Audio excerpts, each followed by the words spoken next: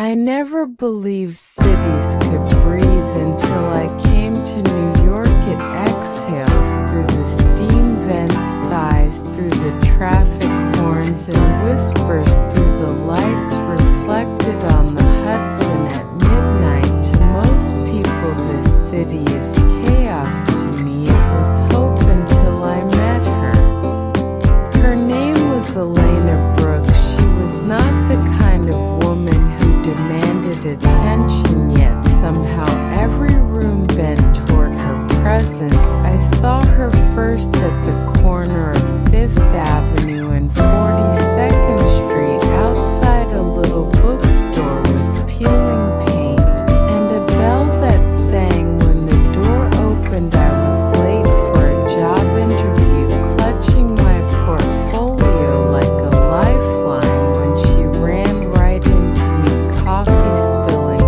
papers flying, time freezing.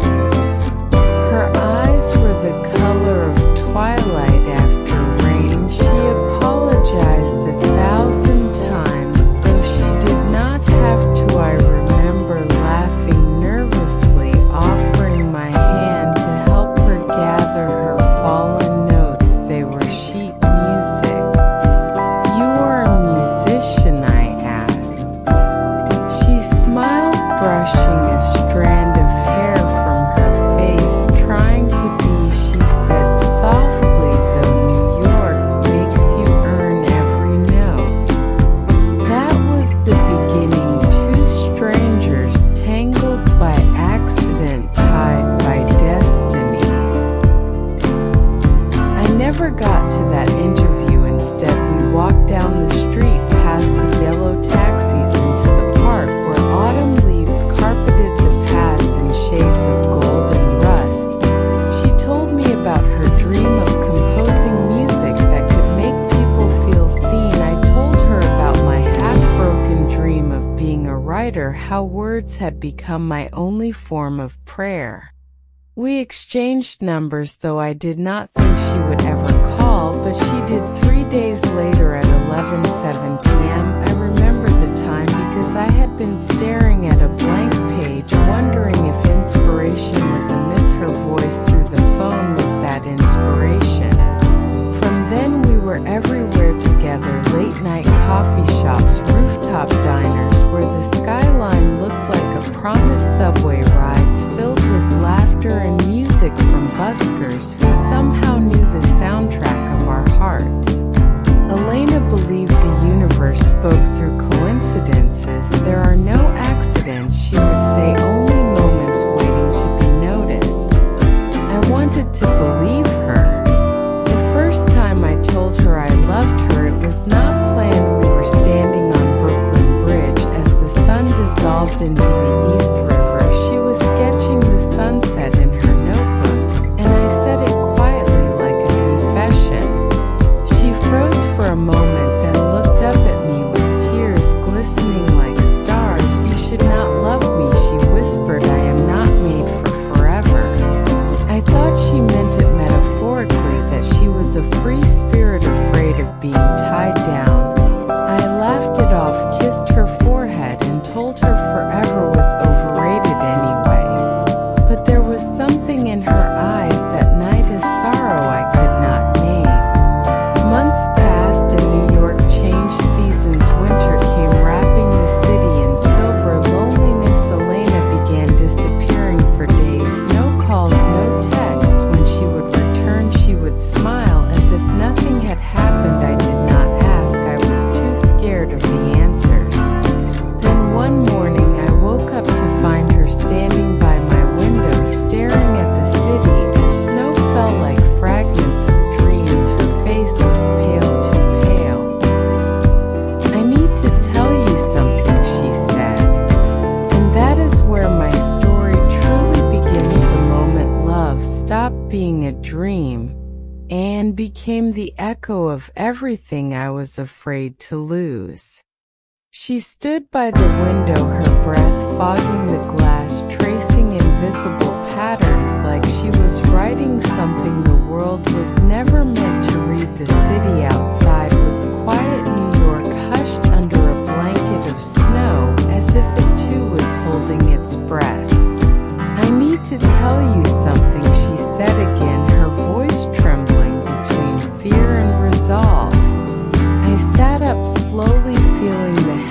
sadness in the air. Elena, whatever it is, we will figure it out, I whispered.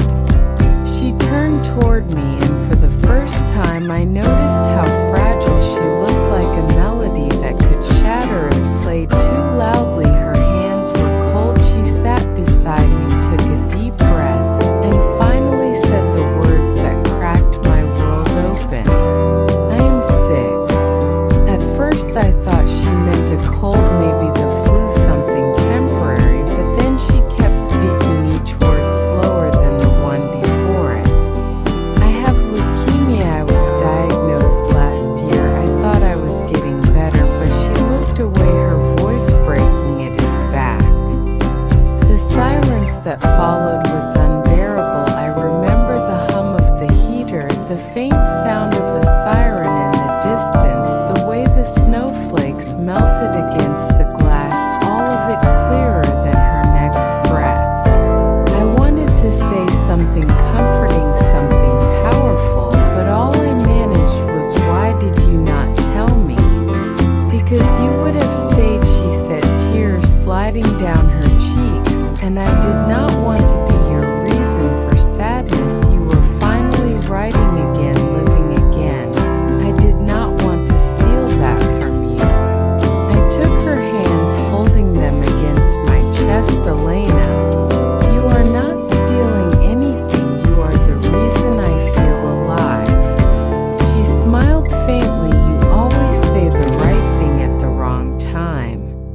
That night we did not talk much. We just lay together in silence. Her heart beat faint against mine, both of us pretending not to hear the ticking clock that seemed louder than ever. The next morning she was gone. No note, no message, just a folded piece of sheet music on my desk, blank, except for one line written in pencil. If I cannot live through time, let my music do it for me. I searched every corner of the city, the bookstore, the subway platforms, the park where we first met. She had vanished like a forgotten lyric. Days turned into weeks. Then one evening, as I was walking past Lincoln Center, I heard it, a familiar tune floating through the cold night air. A pianist was playing near the steps, and the melody hit me like lightning. It was hers, Alina's composition. I followed the sound inside into a small recital hall, and there she was, pale, fragile, yet radiant under the stage lights, playing her soul into the piano, every note trembling with beauty and pain. When she finished, the applause was thunderous. She looked up and found me in the crowd. For a second the world stopped. Afterward I met her backstage. She smiled softly. You came. I never stopped, I said. She reached out, touching my face gently. I wanted you to hear my final piece. Final, I repeated the word, cutting through me. She nodded. They do not think I have much time, but tonight I wanted to feel alive, to play for you, for us. I felt the tears come before I could stop them. Then let us not waste what is left, I said. We will write together, travel, laugh, do everything you ever wanted. Her lips curved into a sad smile. No, my love, some journeys are meant to end beautifully, not endlessly. I held her close that night, afraid that if I blinked she would disappear again. Outside the snow kept falling, soft, endless, and silent, like the world was mourning something it did not understand. The days that followed felt like borrowed time, a fragile thread stretched between hope and heartbreak. Every morning I woke up wondering how many more sunrises we had left together. Every night I prayed for one more. Elena had moved into my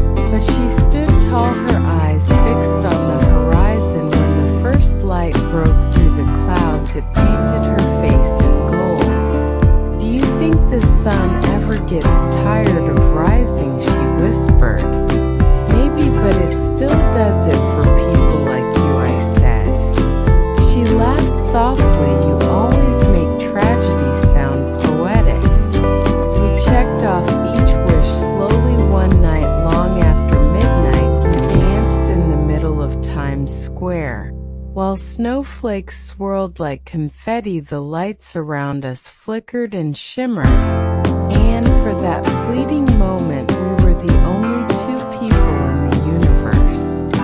Another afternoon we slipped into the New York Public Library and hit tiny folded notes inside random books, words like "love does not need forever to be real," or "if you find this, believe in miracles."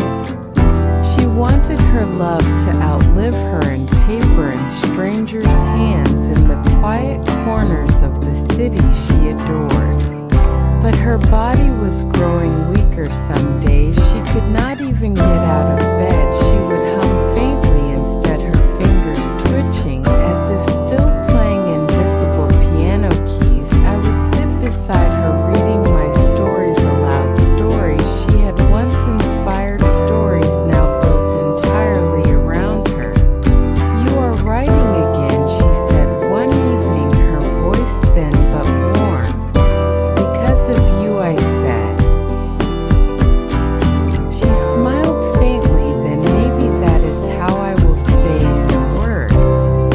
We recorded her final song a week later. She called it "The City That Still Breathes." Each note sounded like a heartbeat fading in slow motion. I watched her from behind the glass of the studio booth, fragile, determined, ethereal. When she finished, there was a silence that even time did not dare interrupt. "I want you to promise me something," she said afterward. "Anything," I said. "When I am gone, do not stop writing. Do not turn grief into a cage. Let it become a window." I nodded, unable to speak. That night she fell asleep in my arms while the snow continued to fall outside, soft, endless, merciless. I listened to her breathing, memorizing every rise and fall, afraid to close my eyes in case the morning stole her from me. And somewhere between midnight and dawn she whispered in her sleep, "Thank you for finding me." I did not know it then, but that was the last night we would ever have together.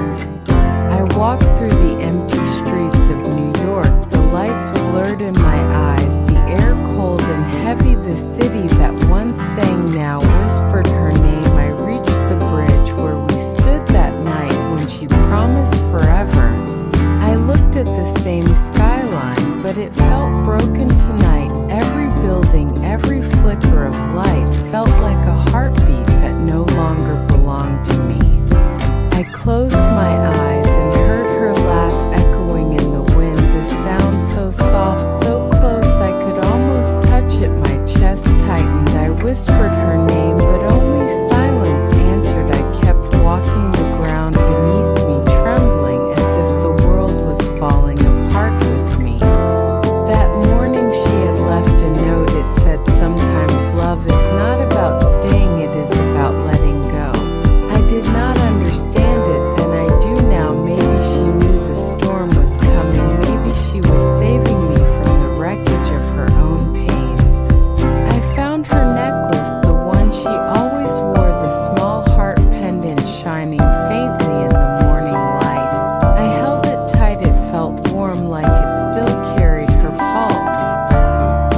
Days turned into nights and nights turned into ghosts. I stopped talking to people, I stopped sleeping. I kept hearing her voice in my dreams, calling my name over and over until I woke up in tears. Every morning I would walk to the same cafe where we first met. The waiter would look at me with pity.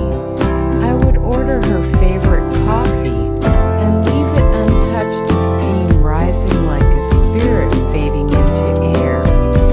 One evening it rained so hard that the city looked like it was crying with me. I walked without an umbrella, my clothes soaked, my body numb, but my heart still burning with the memory of her. I stood again at the bridge and looked down at the dark water below. It felt alive, restless, endless, just like my pain. I whispered, I forgive you, I forgive myself. To the wind blew hard, as if carrying my words away into the unknown. I think that is when I realized love never truly ends. It just changes form. It hides in raindrops, in the sound of traffic, in the scent of her perfume passing by strangers.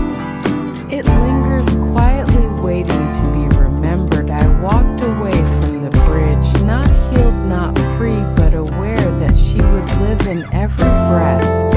I take every dream I chase, every sunrise I dare to see alone. And though she was gone from this world, she would never be gone from me, because some loves are not meant to be held, they are meant to be felt, like the last note of a song that never fades away. Years passed, but the city never changed. The same restless noise, the same glowing lights, the same heartbeat echoing through the streets. I walked older, quieter, softer. I had stopped searching for her in the crowd, yet she was everywhere, in the corner table of that cafe, in the reflection of the train window, in the laughter of a stranger passing by. I built a life, I learned to smile again. I learned to wake up without the weight of her goodbye. I wrote stories, I traveled, I pretended I was free. But every sunset pulled me back to that bridge, to that night when time stood still, and she said forever. One autumn evening I returned to Central Park, the trees gold and dying, the wind gentle and kind. I carried a small letter with her name written on it. I sat on the same bench where she once rested her head on my shoulder, and I began to read words I had written over the years, words I never said. I told her about the dreams we never lived, the promises I still kept, the places I saw, hoping she was watching. I told her that I still loved her, not with pain but with peace. The sun began to fall behind the skyline, painting the city in fire and gold. I closed my eyes, and for a moment I felt her again, her hand light on mine, her voice whispering that everything was alright. It felt real, so real that I opened my eyes and almost called her name, but the bench was empty, the air still, only the faint scent of her perfume remained, carried by the evening wind. I smiled for the first time without tears, because I understood love like ours never dies. It becomes air, it becomes light, it becomes the invisible thread that ties two souls across time and distance. I stood up, placed the letter on the bench, and walked away, the city alive around me, my heart no longer broken, just marked. That night as I looked up at the stars above New York, I saw one shining brighter than the rest, and I whispered softly into the cold air, I found you and I let you go, but you will always be my forever. Years later the world had changed, but the night sky over New York still looked the same, endless, glowing, alive with stories untold. I sat by my apartment window, staring at that one bright star above Manhattan, the same one I used to talk to when I missed her, the one that never left me. On my desk lay a book, its cover soft, its title simple, The Star Above Manhattan. It was our story, written in fragments of memory and breaths of truth and words I could never say to her when she was here. I had poured every heartbeat into those pages, every silence, every dream. And now it was finally done. I smiled, knowing she would have loved it, because it was not about pain, it was about love that never asked to be understood, only remembered.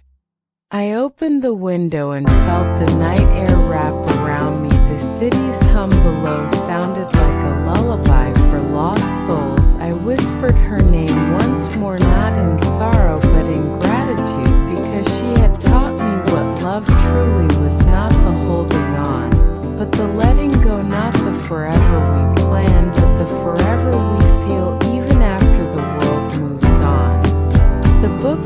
published that winter it found readers. People wrote letters saying it made them believe in love again. Some said it healed them, others said it broke them a little more. But every message carried a piece of what we once were, and I knew then that her story was alive again, living in strangers' hearts. One snowy night I walked once more to that old bridge, the wind colder, the city quieter, the lights reflecting on the frozen river. I looked up and saw that same star brighter than ever. I smiled, whispered thank you, and left a copy of the book on the railing, wrapped in her favorite ribbon red, and soft it fluttered gently in the breeze as if she was taking it from my hands. I walked away slowly, the snow falling around me, each step lighter than the one before. I did not look back because I knew she was there somewhere above the city, watching, guiding, smiling the same way she used to when she believed in us. And as I disappeared into the night, I knew that some loves never fade, they just turn into light, into stories, into stars that keep shining, even when the night grows dark forever. It was a quiet Sunday morning, the kind of morning where the city still slept, and the air smelled like rain. I was cleaning the apartment, sorting through old boxes I had kept tucked away in the corner of the closet, untouched for years. One of them was labeled with her name. I hesitated for a long time before opening it. The cardboard was soft from age, and the dust rose like smoke when I lifted the lid. Inside were small pieces of our world, a photo from Central Park, a ticket from our first movie, a dried flower she once placed in my book, and then at the very bottom a small white envelope, sealed and untouched. It had my name written in her handwriting, delicate and familiar. I froze for a moment, the room spinning as memories flooded back. I opened it slowly, my hands trembling, the paper soft, fragile, like it had been waiting all this time for me to be ready. The letter was short, only a few lines, but each word burned into my heart.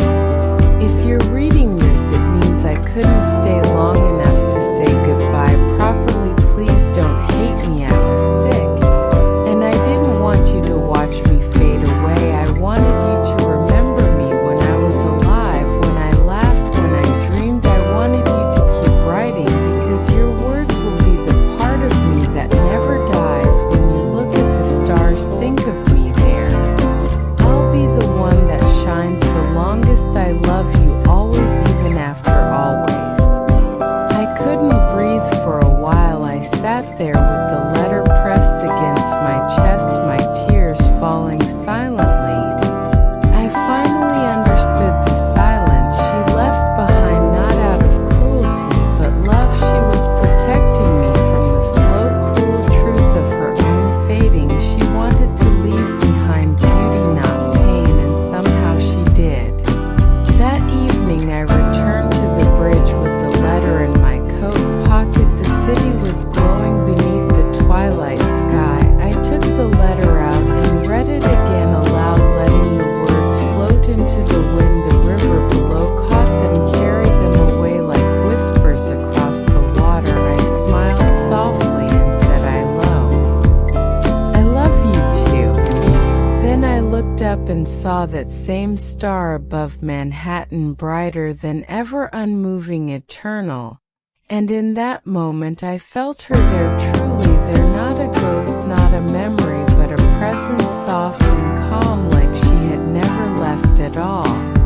I walked home lighter than I had ever been, the letter now framed on my desk beside her photograph, and I knew that our story had not ended, it had only changed form. It had become light, it had become peace, and somewhere far beyond the skyline she was smiling still. It happened on a quiet winter night, the kind where the city felt half asleep and every sound echoed a little too long. I was sitting by the window with a cup of coffee, the book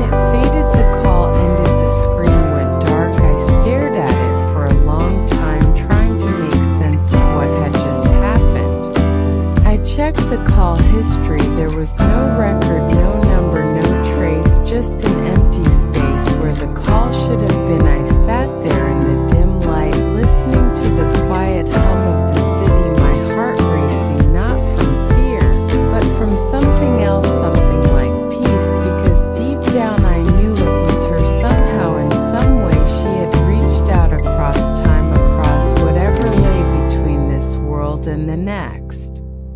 That night I went to the roof of my building, the air cold and clear, the stars sharp and alive above me. I looked up at that same star, the one that had watched me all these years, and I whispered, I heard you, I'll keep writing, I promise. And I swear for just a moment it flickered brighter, like it was answering me, like it was alive.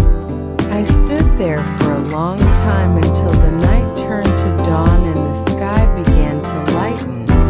And as the first sun touched the glass towers of Manhattan, I felt her there beside me, not haunting me, but holding me quietly, telling me that love never disappears, it just finds new ways to speak. When I went back inside, I wrote the final words of my next book. The last line read, she called once more. And I finally understood love was never gone, it was only waiting to be heard. The night of the book signing arrived, cold and silver, the city glimmered under soft snow and Manhattan looked like a dream. I stood inside the bookstore, surrounded by shelves and warm yellow light, people lined up with copies of my new book, The Call Beneath the Stars, their faces full of stories, their eyes reflecting the same emotions I once felt years ago. Every person who came forward had something to say. Your words healed me, your story reminded me of someone.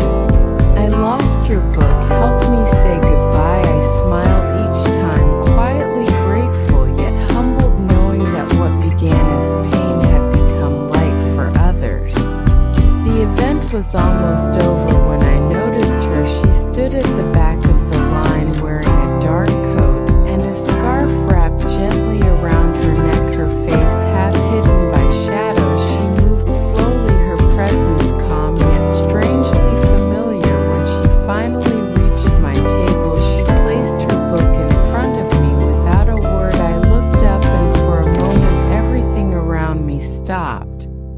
Her eyes were the same color as hers, deep, soft, full of quiet storms. My pen froze in my hand. I whispered her name before I could stop myself. The woman smiled gently and said, no, but she told me about you. I blinked, unsure what she meant. She continued, I'm her sister. She wanted you to have this. She reached into her coat pocket and handed me a small velvet pouch tied with a red ribbon, the same ribbon I had left on the bridge years ago. My hand shook as I untied it. Inside was a silver ring, the one she used to wear on her chain, the one I thought I'd lost forever. And a small folded note. I opened it slowly and read her handwriting again. You kept your promise. Thank you for finding me in the stars. Tears filled my eyes. I looked up, but the woman was already walking away, disappearing into the crowd of faces and books and lights. I wanted to call out to her, but something in me said no, let her go. Some goodbyes are not meant to be spoken.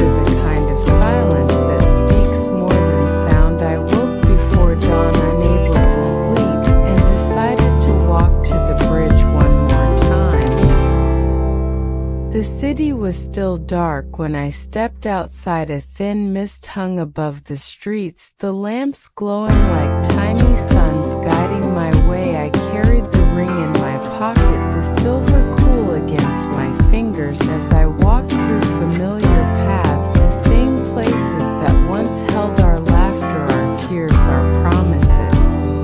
When I reached the bridge, the sky was still half asleep, painted in deep blue and silver. I leaned on the railing and looked down at the river, calm and dark, the city's reflection trembling softly. I whispered her name, it felt natural now, not painful, just real, like breathing. I took out the ring and held it up to the sky. The metal caught the first light of morning, and for a second it glowed like fire. Then something strange happened. The air shifted, a faint warmth brushed against my face, and the clouds above parted just enough for one star to remain visible, bright and unwavering. It shouldn't have been there, not in the morning light, yet it was. It pulsed faintly, as if alive. I froze, watching as that star flickered once, twice, and then stayed still, growing stronger than before. Tears filled my eyes, not of sorrow but wonder. I whispered, I see you, and the wind answered with a soft rush through the bridge rails, wrapping around me gentle like arms unseen. I closed my eyes, and for the briefest heartbeat I felt her there again, not as memory, not as ghost, but as light all around me, her voice faint and real, as if carried by the wind. You did it, you lived. When I opened my eyes, the star was gone, the sky bright with the first touch of day. But something inside me had changed. I no longer felt the weight of absence. I felt her in everything, the sound of the city, the rhythm of footsteps, the whisper of wind through skyscrapers. She had become part of the world itself. I placed the ring back on the railing this time, not to leave it behind, but to let it belong to the city, to the sky, to her. I smiled and whispered goodbye, not the kind that ends a story, but the kind that begins peace. As I turned to walk away, a small snowflake drifted down and landed on my hand, melting slowly, warm instead of cold. I looked up and smiled because I understood now. Love was not gone, it had only changed shape, turned into light, turned into forever. That night from my window I looked once more at the skyline and saw the same star return to its place above Manhattan, shining steady like a promise kept. And I knew that somewhere beyond everything she was smiling, watching her story live on in every heartbeat of this city, and in mine forever. It was late, the world outside quiet, the city lights fading into the night sky. I sat at my desk, the same one where I had written every word of our story. A blank page lay before me, the pen resting between my fingers for a long time. I didn't move, I just watched the candlelight flicker against the window. The reflection of the stars beyond it looked like her eyes, watching from somewhere far away yet close enough to feel. I began to write, not from pain, not from longing, but from peace, the kind that comes when love has turned into something endless. The words flowed slowly, soft, steady, like a heartbeat.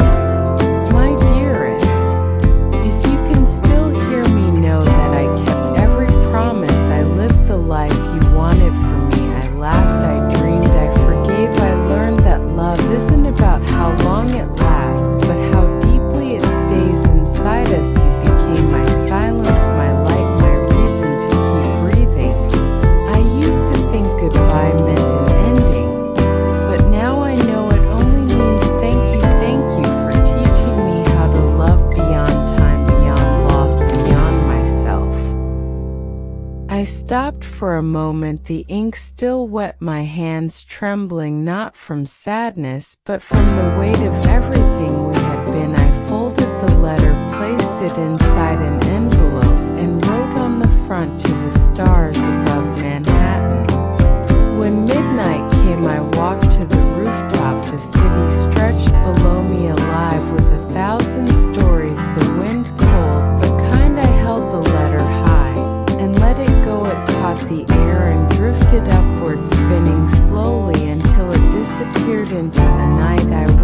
it until it was gone, until the stars swallowed it whole.